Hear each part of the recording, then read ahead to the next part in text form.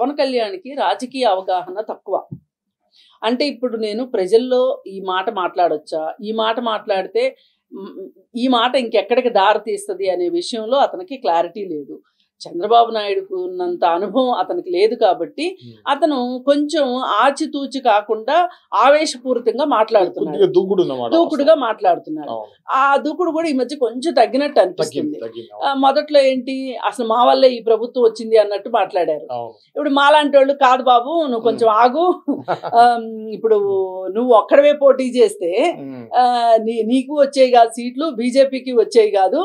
మీ ఇద్దరు జగన్మోహన్ రెడ్డి మీద ఉన్న వ్యతిరేకతని తెలుగుదేశం పార్టీ కన్సాలిడేట్ చేస్తే ఆ తెలుగుదేశం పార్టీ కన్సాలిడేషన్ లో నుంచి మీకు వచ్చినవి తప్పితే మీరు ఒంటరిగా పోటీ చేస్తే బీజేపీ పోటీ చేసినా దాని ఓటింగ్ శాతం ఎంత, మీరు పోటీ చేసినా మీకు ఓటింగ్ శాతం ఎక్కడా అని అంటే అప్పుడు కాస్త అయ్యగారు కాస్త ఆగి మాదంతా కలెక్టివ్ వర్క్ అని చెప్పుకుంటూ వస్తున్నాడు తప్పితే, కానీ జనసేన క్యాడర్లో మటుకు ఏముంది అంటే అబ్బో మా వల్లే.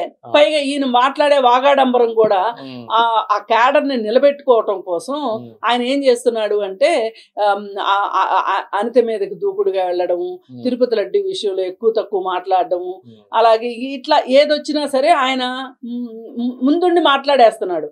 ఇప్పుడు ఆయన శాఖ తప్పితే అన్ని శాఖలు మాట్లాడుతున్నాడు.